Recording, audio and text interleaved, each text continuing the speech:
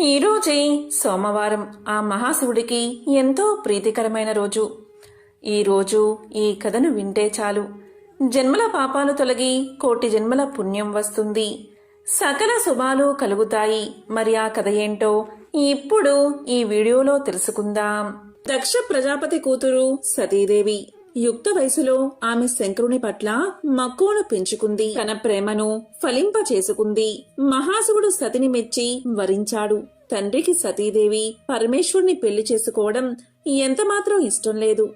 అయినా సతీదేవి ఏమీ లక్ష్య పెట్టకుండా వివాహం చేసుకుంది. శివుడు ఏమీ లేని బికారి అని, శ్మశానంలో తిరుగుతాడని, శరీరం మీద బూడిద తప్ప మరేం ఉండదని దక్షుడికి చాలా చిన్నచూపు. ప్రయాగలో మునీశ్వరులు జరిపిన యాగానికి అనేక మందితో పాటు దక్ష ప్రజాపతి కూడా వచ్చాడు. ఆయన్ని అందరూ సాదరంగా ఆహ్వానించి మాట్లాడారు. కాని మహాశివుడు మౌన ముద్రలో ఉండి దక్షుణ్ణి పట్టించుకోలేదు. అది దక్షునికి తీరని అవమానంగా తోచింది. బికారి అయిన అల్లుడికి ఇంత అహంకారమేమిటని ఆగ్రహించాడు దక్షుడు. కోపావేశంతో విపరీతంగా నిందించాడు. దాంతో నందీశ్వరుడికి కోపం ముంచుకొచ్చి దక్షుణ్ణి శపించాడు. అప్పుడు దక్షుడు రుద్రగణాలకు తిరిగి ప్రతిశాపం పెట్టాడు. అయినప్పటికీ దక్షుడికి కోపం తీరలేదు.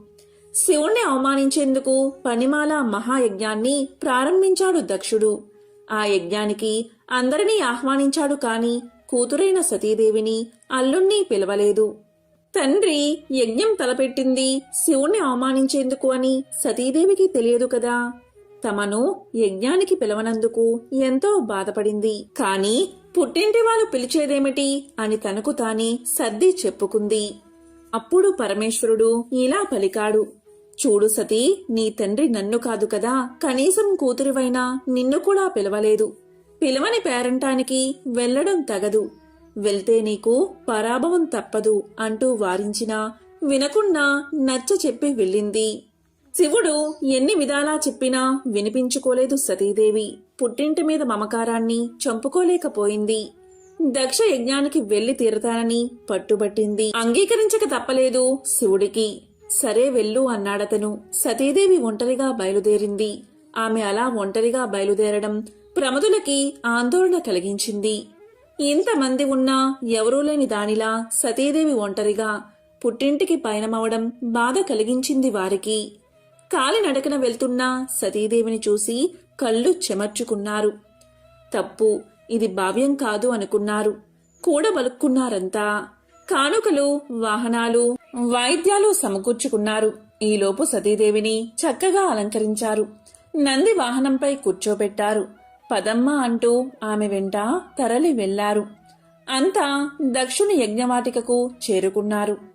యజ్ఞం మహావైభవంగా జరుగుతోందక్కడ. సమస్త దేవతలు, మునులు కొలువుదేరి ఉన్నారు. అంతటా వేదఘోష వినవస్తుంది. చూసి పొంగిపోయింది సతీదేవి. యజ్ఞశాలలోకి ప్రవేశించింది. అయినవారు, అమ్మవంకవారు గుంపులు గుంపులుగా ఉన్నా సతీదేవిని ఒక్కరూ వచ్చావా తల్లి అంటూ పలకరించలేదు. పలకరిస్తే ప్రమాదం అన్నట్లుగా ఊరుకున్నారంతా. దక్షుడు అస్సలు పట్టించుకోలేదు. కన్నెత్తి కూడా కూతుర్ని చూడలేదు. బాధపడింది సతీదేవి. తల దించుకుని నిలబడింది. అంత దూరం నుంచి తల్లి గమనించిందది. పరుగున వచ్చింది. సతీదేవిని గట్టిగా కౌగిలించుకుంది. వచ్చావా తల్లి, రావేమో అనుకున్నాను అంది. ప్రయాణం చేసి అలసిపోయినట్లున్నావు అంది. చీర కొంగుతో కూతురు ముఖాన్ని తుడిచింది. తల్లి ఎప్పుడైతే సతిని చేరదీసిందో అప్పుడు ఇక ప్రమాదం లేదనుకుని తోబట్టువులంతా చుట్టుముట్టారామెను. అభిమానంగా పలకరించారు. రారా అంటూ సరసన కూర్చోబెట్టుకునేందుకు సిద్ధపడ్డారు. కూర్చోలేదు సతీ. కళ్ళెరజేసుకుని నిలబడింది. అమ్మ అక్కున చేర్చుకుంది. తండ్రి చేసిన అవమానాన్ని తట్టుకోలేకపోతుంది సతీదేవి. తోబట్టువులంతా కుటుంబ సమేతంగా వచ్చారు. వారందరినీ పేరు పేరునా పిలిచి తన భర్తనే తండ్రి పిలవకపోవడాన్ని భరించలేకపోయిందామె. మండుతున్న కళ్ళను ఒక్క క్షణం మూసుకుని తెరిచింది. నిప్పు కణాల్లా, నెత్తురు చుక్కల్లా సతీదేవి కన్నీటి బొట్లు జలజలా నేలరాలాయి. చూశారది ప్రమదులు. కోపంతో ఊగిపోయారు. దక్షుణ్ణి వధించేందుకు కత్తులు దూశారు. వారిని వారించింది సతీదేవి. తండ్రిని కోపంగా చూస్తూ ఇలా పలికింది: మదాంధుడువై నా భర్త శివుణ్ణి ద్వేషిస్తున్నావు. నీకిది మంచిది కాదు తండ్రి. సర్వేశ్వరుడు నా భర్త ఎక్కడా, అధమాధముడివి నువ్వెక్కడా? నా భర్తకు హవిర్భాగం లేకుండా చేస్తావా? మమ్మల్ని అవమానిస్తావా? దీనికి ఇంతకింత అనుభవిస్తావు నువ్వు. నీ తనువున పుట్టిన పాపాన్ని నేను భరించలేను. నాకీ శరీరం వద్దు.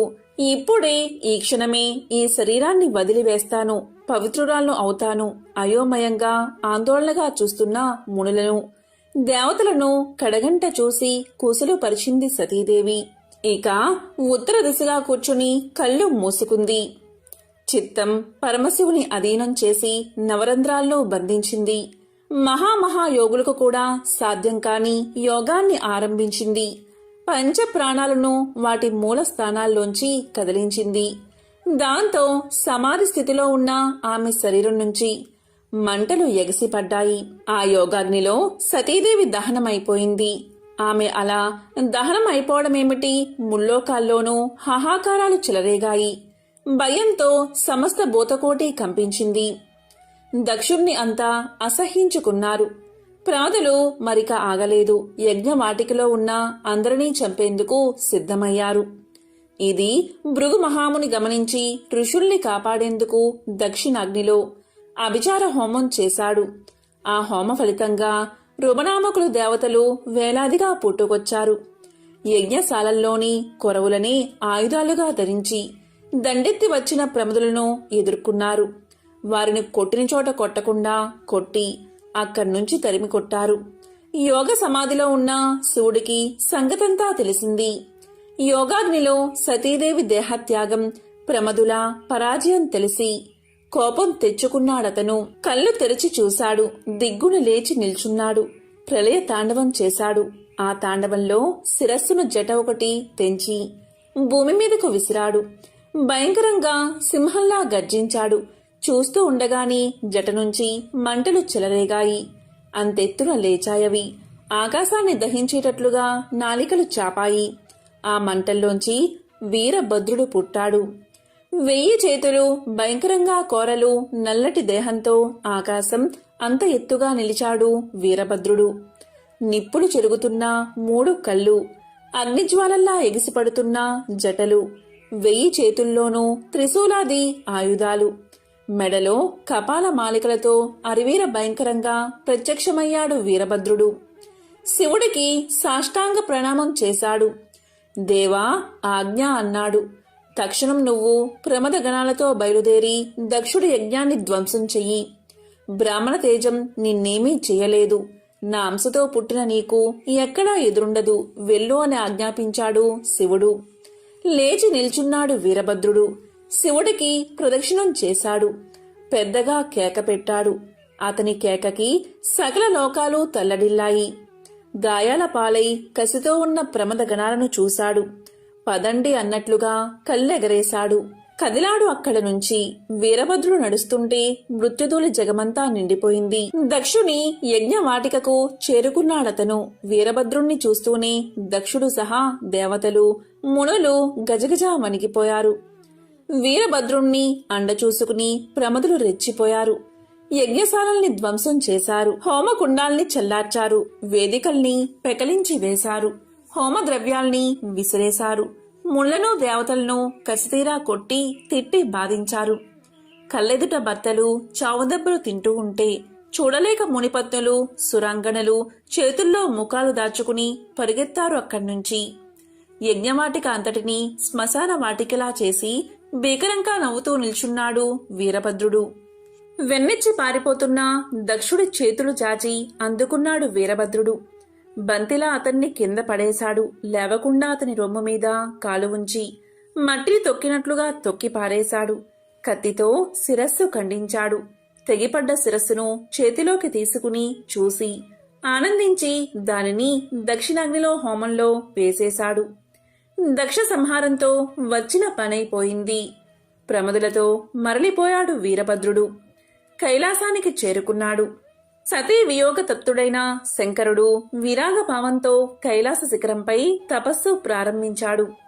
అదే సమయంలో తారకుడు అనే రాక్షసుడు బ్రహ్మ గురించి తీవ్రమైన తపస్సు చేసి మరణం లేకుండా వరాన్ని పొందాడు. పుట్టిన ప్రతి ప్రాణి గిట్టక తప్పదు. సురులకు తప్ప అసులకు ఆ వరం ఇవ్వకూడదు కాబట్టి మరేదైనా వరం కోరుకోమన్నాడు బ్రహ్మ. సరే అన్నాడు తారకుడు. శివుడికి పుట్టిన సంతానం, అందులోనూ 7 ఏళ్ల బాలుడి చేతిలో తప్ప మరెవరి చేతిలోనూ మరణించినటువంటి వరం కోరుకున్నాడు తారకుడు. ఎందుకంటే శివుడి భార్య సతీదేవి పిలవని పేరంటానికి వెళ్లి తన పుట్టినింట భర్తకు జరిగిన అవమానానికి తట్టుకోలేక యోగాగ్నిలో దహించుకుపోవడంతో శివుడు సతీ వియోగ దుఃఖంతో విరక్తుడై ఉన్నాడు. అటువంటి సమయంలో శివుడికి పుత్రులు పుట్టడం అసంభవం కాబట్టి తన మరణం కూడా అసంభవమే అన్న ధీమాతో ఆ విధమైన వరం కోరుకున్నాడన్నమాట. సరే అన్నాడు బ్రహ్మ. అసురజన్మ కావడాన పుట్టుకతోనే సంక్రమించిన బలానికి ఈ వరబలం తోడు కావడంతో తననెవరూ జయించలేరు అన్న ధీమాతో తారకాసుడి ఆగడాలు తట్టుకోలేని విధంగా తయారయ్యాయి. వాడికి మిత్రుడైన సూరపద్ముడు కూడా జతయ్యాడు. ఇద్దరూ కలిసి దేవతలను, మానవులను, మునులను, సాధు ప్రాణులందరినీ నానా హింసలకు గురిచేయసాగారు. దాంతో అందరూ కలిసి బ్రహ్మదేవుడి దగ్గరకు వెళ్లారు, తమను ఆ దుష్టుడి నుంచి కాపాడమని. ఆ రాక్షసుడి నొసట రాతరాసిన విధాతకు తెలియదా వాడినెలా సంహరించాలో? దేవతలకు ఒక ఉపాయం చెప్పాడాయన. శివుడికి పుట్టబోయే కుమారుడు తప్ప వీడిని మరెవరూ సంహరించలేరు కాబట్టి మనందరం కలిసి శివుణ్ణి వైరాగ్యం నుంచి సంసార జీవనం వైపు మళ్లించాలి. అప్పుడు మన పని సులువవుతుంది అన్నాడు బ్రహ్మ. దీంతో అందరూ కలిసి శివుడి దగ్గరకు చేరి పరమేశ్వరుడికి తమ మొరలు వినిపించారు. లోకకంటకుడైన తారకాసురుడు వరగర్వంతో అంతులేని దురాగతాలకు పాల్పడుతున్నాడు. అతన్ని సంహరించగల పుత్ర సంతతిని పొందడం కోసమైనా వివాహానికి అంగీకరించవలసిందిగా దేవతలు ప్రార్థించారు. వారి ప్రార్థనలు విని కూడా పరమేశ్వరుడు తన నిర్ణయాన్ని మార్చుకోలేదు. తపస్సు చేసుకుంటూ తన జీవితాన్ని కొనసాగిస్తానని సమాధానమిచ్చాడు. దీంతో దిక్కుతోచని బ్రహ్మాది దేవతలు వైకుంఠానికి వెళ్లి తమ దుస్థితిని విన్నవించారు. అప్పుడు విష్ణువు దేవతా వర్గంతో కలిసి పరమేశ్వరుని ప్రార్థించాడు. పరమేశ్వరుడికి భార్య కాదగిన శక్తి స్వరూపిణి అయిన కాంతగా అవతరించవలసిందిగా దేవతలంతా దేవిని ప్రార్థించారు. వారి ప్రార్థనలు ఆలకించిన జగన్మాత దేవతలకు అభయాన్ని ఇచ్చింది. అమిత భక్తితో చిరకాలంగా తన్ని సేవిస్తున్న హిమవంతుని పుత్రికగా జన్మించగలనని ప్రకటించింది. ఆ మాటలకు హిమవంతుడు ఉప్పొంగిపోయాడు. అమ్మా, నా ఇంట బిడ్డగా జన్మిస్తానని అనుగ్రహించావు. అయితే బిడ్డగా జన్మించిన నిన్ను నేను అర్థం చేసుకుని తగిన విధంగా ప్రవర్తించగల వివేకాన్ని ప్రసాదించు తల్లి అని హిమవంతుడు దేవిని ప్రార్థించాడు. అంతటా ఆమె హిమవంతుడికి భక్తి, జ్ఞాన, వైరాగ్య, యోగ సాధనాలను వివరించింది. ఈ విధంగా సతీదేవి పర్వతరాజైన హిమవంతుడికి పుత్రికగా పుట్టింది. పర్వతరాజు పుత్రిక కాబట్టి పార్వతి అయిందామె. ఆమెకు చిన్నప్పటి నుంచి శివుడంటే వల్లమాలిన భక్తి. ఆ భక్తి కాస్త ఆయన్ను పరిణయం చేసుకోవాలి అనేటటువంటి అనురక్తిగా మారింది. సాక్షాత్తు పరమశివుణ్ణి పతిగా పొందాలంటే మాటలా మరి. అందుకే తపస్సు చేయడం మొదలుపెట్టింది. దీంతో దేవతలు శివుణ్ణి వైరాగ్యం నుంచి సంసార జీవనం వైపు మళ్లించాలి అనుకున్నారు. అందుకు సమర్థులు ఎవరని వెతగ్గా మన్మధుడు ముందుకొచ్చాడు. మన్మధుడి భార్య రతీదేవి ముందు భర్తను వారించినప్పటికీ లోక కళ్యాణం కోసం సరే అని ఒప్పుకుంది. ఇక్కడ సతీదేవి మహావైరాగ్యంలో ఉన్న శివుడి తపస్సు భంగం చేయకుండా ఆయన తపస్సు చేసే ప్రదేశమంతా రోజు చక్కగా అలికి శుభ్రంగా ముగ్గులు పెట్టేది. ఆయన ఏమైనా తింటాడేమోనని పళ్ళు తెచ్చి ముంగిట పెట్టేది. ఇలా ఎంతకాలం గడిచినా శివుడు కళ్ళు తెరవనేలేదు. కాని పార్వతి మాత్రం అన్న పానీయాలు మానేసి కేవలం పండుటాకులు మాత్రమే తింటూ అపర్ణగా మారింది. ఒక రోజున మన్మధుడు కాస్త ధైర్యం చేశాడు. తన చెలికాడైన వసంతుణ్ణి తోడ చేసుకుని పూల బాణాలతో శివుణ్ణి తపస్సు నుంచి మళ్లించి ఆయన కోపాగ్నిలో కీలల్లో బూడిదయ్యాడు. ఆ తరువాత జరిగిందంతా గ్రహించిన శివుడు పార్వతిని వివాహం చేసుకున్నాడు. వారికి కుమారస్వామి జన్మించాడు. ఆ కుమారస్వామి దేవతల సైన్యానికి అధిపతిగా తారకాసురుణ్ణి సంహరించాడు. యోగ సాంప్రదాయంలో ఒక అందమైన కథ ఉంది.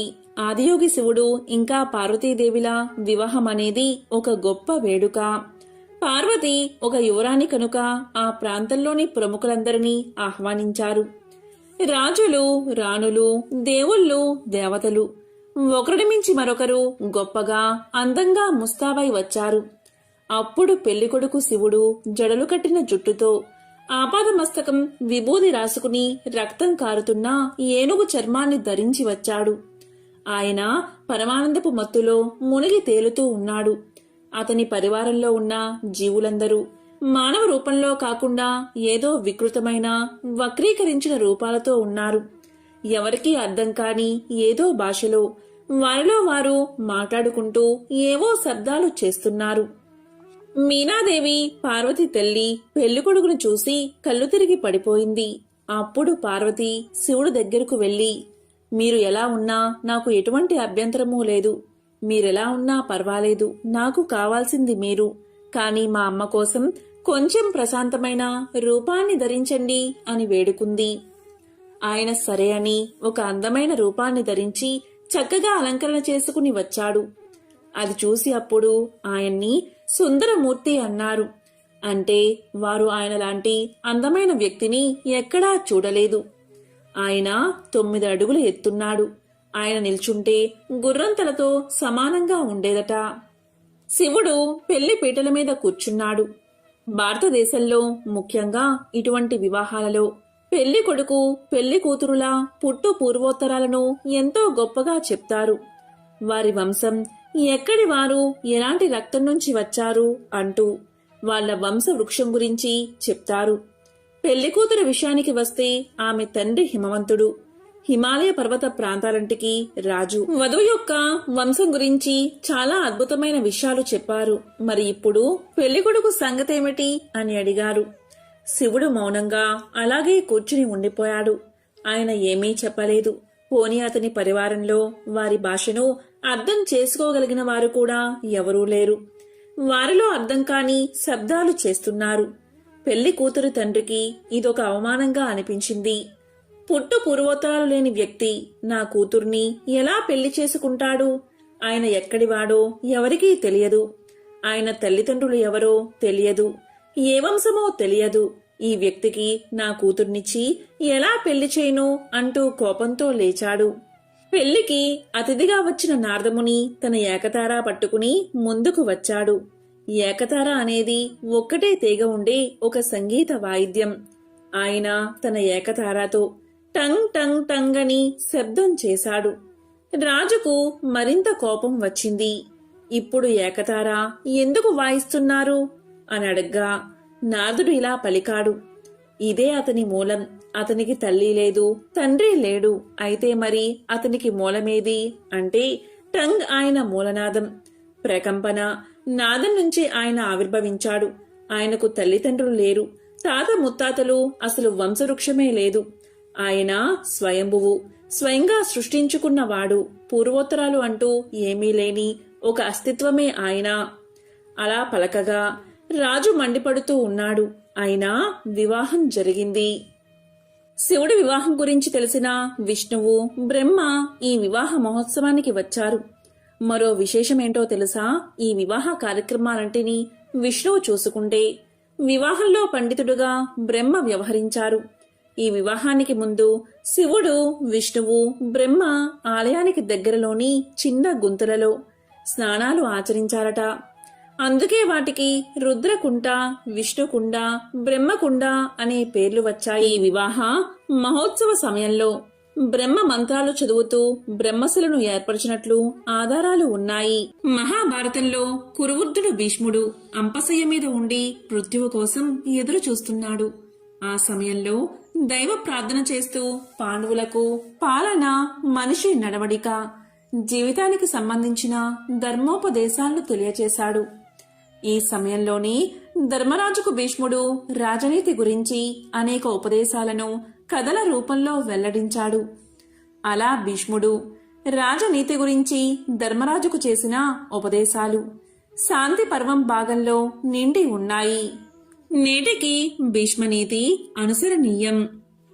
పూర్వం విదిశా పట్టణంలో ఒక బ్రాహ్మణ కుటుంబం ఉండేది. ఆ ఇంట్లోని చిన్నారి బాలుడు అర్ధాంతరంగా మరణించాడు. దీంతో ఆ బాలుడి తల్లిదండ్రుల గుండె పగిలిపోయింది. తీరని దుఃఖంతో భార్యాభర్తలు తమ చిన్నారి శవంతో శ్మశానానికి చేరుకున్నారు. శ్మశానంలో మృతదేహాన్ని వదిలి వెళ్లడానికి వారికి మనసు రాలేదు.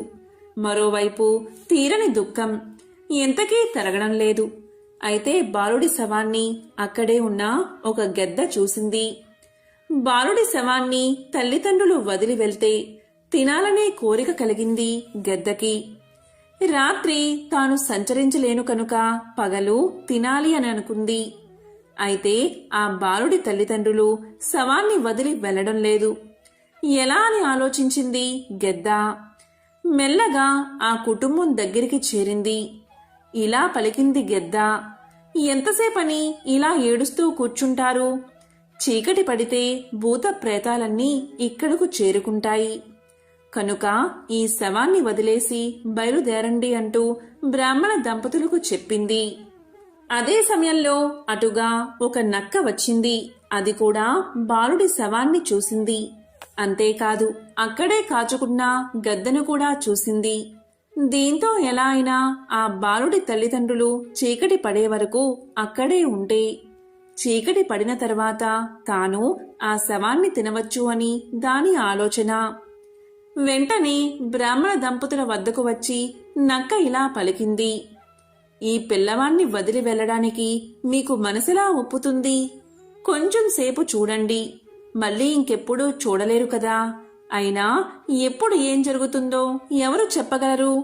ఏ దేవతైనా కరుణించి మీ బిడ్డకు ప్రాణదానం చేయవచ్చు కదా అని నక్క ఆ బ్రాహ్మణ దంపతులతో చెప్పింది. శవాన్ని తినడానికి తల్లిదండ్రుల్ని పంపేందుకు గెద్ద, ఆపేందుకు నక్క కంకణం కట్టుకున్నాయి. దీంతో గెద్ద, నేను 100 ఏళ్లుగా ఈ ప్రపంచాన్ని చూస్తున్నాను. ఇప్పటి వరకు చచ్చిన వారు తిరిగి బతికిందే లేదు. ఈ నక్క మాటలు విని ఆశ పెట్టుకోకండి అంటూ ఆ బ్రాహ్మణ దంపతులతో చెప్పింది. ఆ గద్ద మాటల్లో నిజం ఉందని భావించి ఆ పిల్లాడి తల్లిదండ్రులు శవాన్ని వదిలి ఇంటికి వెళ్లడానికి ఉపక్రమించారు. అయితే నక్క వెంటనే బ్రాహ్మణ కుటుంబంతో ఇలా పలికింది, ఈ గెద్ద మనసు మహా క్రూరమైనది. పూర్వం రాముడు ఒక బ్రాహ్మణుణ్ణి బతికించిన కదా మీరు వినలేదా? సంజయుడి కుమారుడైన సువర్ణ శ్రీవిని నారదుడు బతికించలేదా? అదేవిధంగా మీ కుమారుణ్ణి ఏ దైవమో యక్షుడో బతికిస్తాడేమో అంటూ చెప్పింది. ఇలా ఈ రెండు తమకు తగిన వాదన్ని ఆ బ్రాహ్మణ కుటుంబానికి చెబుతున్నాయి. అదే సమయంలో శివయ్య రుద్రభూమిలో విహారం చేస్తూ అక్కడికి చేరుకున్నాడు. బ్రాహ్మణ కుటుంబపు దీనావస్థను చూసి అక్కడికి వచ్చాడు. అసలు విషయం తెలుసుకుని బ్రాహ్మణ దంపతులను మీకేం కావాలో కోరుకోమన్నాడు. వెంటనే ఆ భార్యాభర్తలు తమ కుమారుణ్ణి బతికించమని వేడుకున్నారు. అప్పుడు శివుడు మరణించిన బాలుడికి ప్రాణం పోశాడు. అంతేకాదు గద్ద, నక్కల పాప కర్మను తెలుసుకుని వాటికి ఆకలి లేకుండా చిరకాలం జీవిస్తాయని వరాన్ని ప్రసాదించాడు. దీంతో ఈ కథ సుఖాంతమైనది. మహాశివుణ్ణి భక్తితో ఆరాధించిన వారికి ఆలస్యమైనా సరే ముక్తి లభిస్తుంది. పరమేశ్వరుడు హిమాలయాల్లో తపస్సు చేసుకుంటూ ఉండగా పర్వతరాజైన హిమవంతుడు తన పుత్రిక అయిన పార్వతిని పరమేశ్వరుడి సేవకై ఉపయోగించాడు. అలా పార్వతీదేవి పరమేశ్వరుడికి సేవ చేస్తూ ఉండగా దేవతల కోరికపై మన్మధుడు అక్కడికి వచ్చాడు. చెట్టు చాటు నుంచి శివుడిపై పుష్పబాణం ప్రయోగించాడు. తపస్సులో ఉన్న శివుడు తన మనసులో కలిగిన కలవరపాటుకు చింతించి అందుకు గల కారణం కోసం నలుదిక్కులా పరిశీలించాడు. మన్మధుడు కనిపించాడు. అప్పుడు కోపంతో శివుడు 3వ కన్ను తెరచి ఆ కంటి మంటల్లో మన్మధుణ్ణి మసి చేసేశాడు. కొంతకాలం తర్వాత గణపతి ఆ బూడిదను 2 చేతులతో పోగు చేస్తూ ఉండగా ఆ బూడిద నుంచి భయంకర ఆకారంతో రాక్షసుడు ఒకడు ఉద్భవించాడు. అతడే బండాసురుడు. ఇతడు పెరిగి పెద్దవాడై ఘోరమైన తపస్సు చేసి పురుషుల వల్ల తనకు మరణం లేకుండా వరం సంపాదించుకున్నాడు. వరబల గర్వితుడై బండాసురుడు దేవతా వర్గంపై దండెత్తి దేవతలను, మునులను, సాధువులను పీడించడం ప్రారంభించాడు. దేవతలు బండాసురుడి దురాగతాలకు తట్టుకోలేకపోయారు. తమ బాధల్ని బ్రహ్మదేవుడికి నివేదించుకున్నారు. దేవతలందరి పక్షాన బ్రహ్మదేవుడు విష్ణుమూర్తి వద్దకు వచ్చి ప్రార్థించగా ఒక మహాశక్తి వల్ల తప్ప బండాసురుడు మరణించడని విష్ణువు వివరించాడు. అప్పుడు దేవతలందరూ బ్రహ్మ, విష్ణువులతో కలిసి ఒక యాగం ప్రారంభించారు. ఆ యజ్ఞకుండంలో విష్ణువు తన సుదర్శన చక్రంలోని శక్తిని, బ్రహ్మ తన కమండలంలోని శక్తిని, శివుడు త్రిశూలంలోని శక్తిని, ఇంద్రుడు వజ్రాయుధంలోని శక్తిని సమర్పించారు. దేవతల కష్టాలు తీర్చవలసిందిగా పరాశక్తిని మరీ మరీ ప్రార్థించారు. అప్పుడు బ్రహ్మ విష్ణువుల ఆధ్వర్యంలో జరిగిన యాగం, ఆ యాగంలో దేవతలు చేసిన త్యాగం జగన్మాతను సంతృప్తిపరచగా ఆ యజ్ఞ వేదిక నుండి ఆమె ఆవిర్భవించింది. ఆమె శిరస్సుపై రత్న ఖచ్చితమైన సువర్ణ కిరీటం, ఆపై అర్ధచంద్రుడు ప్రకాశించసాగారు. ఆమె 4 చేతుల్లో పాసం, అంకుశం, చెరుకు విల్లు, 5 పుష్పబాణాలు ధరించింది. ఆ జగన్మాతను చూసి బ్రహ్మాది దేవతలు అనేక విధాలుగా స్తోత్రాలు చేశారు. వారి భక్తి భావాన్ని చూసి ఆమె ముచ్చటపడింది. బండాసురుణ్ణి సంహరించగలనని దేవతలకు ఆమె అభయాన్ని ఇచ్చింది. కొన్నాళ్లకు ఆ పరాశక్తి చతురంగ బలాలతో బయలుదేరింది. బండాసుర సంహారార్థమై బయలుదేరిన ఆమెను ఇరువైపులా వారాహీదేవి, శ్యామలాదేవి అనుసరించారు. పరిచారికలుగా తల్లి వెంట నిలిచారు. ససైన్యంగా తన పైకి యుద్ధానికి వస్తున్న పరాశక్తిని చూసి బండాసురుడు భయంకరమైన తన సేనావాహిని ఆమె పైకి పంపాడు. యుద్ధం ప్రారంభమైనది. దేవి పంపిన సేనలు బండుని సేనలను సర్వనాశనం చేశాయి. అప్పుడు బండాసురుడు తన 30 మంది పుత్రులను దేవి సైన్యంపైకి పంపాడు. అంతటా పరాశక్తి తన కనుబొమ్మల మధ్య భాగం నుండి బాలాదేవతను సృష్టించింది. బండపుత్రులను సంహరించమని ఆజ్ఞాపించింది. పరాశక్తి ఆజ్ఞ మేరకు బాలాదేవత బండాసురుడి పుత్రులందరినీ సంహరించింది. తన పుత్రులందరూ మరణించడం చూసి బండాసురుడు తన 2 భుజాల నుంచి 2 రాక్షసులను సృష్టించాడు. ఒకడు విశ్రుకుడు, వేరొకడు విషంగుడు. వారిద్దరినీ జగన్మాత పైకి పురుకొల్పాడు. తన పరిచారికలైన వారాహి, శ్యామలా దేవతలను ఆజ్ఞాపించింది అమ్మవారు. జగన్మాత ఆజ్ఞానుసారం వారాహి దేవత విశ్రుకుణ్ణి తుద ముట్టించగా శ్యామలాదేవి విషంగుణ్ణి సంహరించింది. తన సైన్యము, తన పుత్రులు, తాను సృష్టించిన శక్తులన్నీ సర్వనాశనం కాగా బండాసురుడు దిక్కుతోచని వాడయ్యాడు. దేవి ప్రయోగించే శస్త్ర అస్త్రాల బారి నుంచి తన్ను తాను రక్షించుకోవడానికి ఒక విఘ్న యంత్రాన్ని ప్రయోగించాడు. సంగతి తెలిసిన జగన్మాత మహాకామేశ్వరుని వంక చూసింది. ఆ చూపుల్లో నుండి గణపతి ఆవిర్భవించాడు. తల్లి ఆజ్ఞ మేరకు గణపతి బండాలురుని విఘ్న యంత్రాన్ని తునాతునకలు చేశాడు. ఆ తరువాత పరాశక్తి మహాపాసు పతాస్త్రాగ్ని ప్రయోగించి బండాసుడి నగరమైన శూన్యక పట్టణాన్ని ధ్వంసం చేసింది. ఆ వెంటనే కామేశ్వరాస్త్ర ప్రయోగంతో బండాసురుణ్ణి నేల కూల్చుంది అమ్మవారు. బండాసుర సంహారంతో దేవతలు ఆనందించారు. రాజరాజేశ్వరిగా, లలితా పరమేశ్వరిగా, భువనేశ్వరిగా, పరాశక్తిగా స్తుతించారు. ఈ రీతిగానే ఎల్లకాలమూ తమ్ము కాపాడవలసిందిగా తల్లిని వేడుకున్నారు. వాత్సల్యామృత వర్షిణి అయిన పరాశక్తి అలాగే అని వారికి అభయ ప్రదానం చేసి అంతర్ధానమైనది. దీంతో దేవతలందరూ సుఖశాంతులతో కాలం గడిపారు. ఎంతో పవిత్రమైన విశేషమైన ఈ సోమవారం రోజు ఈ కథలను విన్నా, చదివినా, చెప్పినా, వినిపించినా జన్మల పాపాలు తొలగి 1,000,000 జన్మల పుణ్యం వస్తుంది. సకల శుభాలు కలుగుతాయి. ఓం నమః శివాయ. ఓం శ్రీ మాత్రే నమః. ఓం నమో నారాయణాయ. ఓం శ్రీ మహాలక్ష్మియే నమః.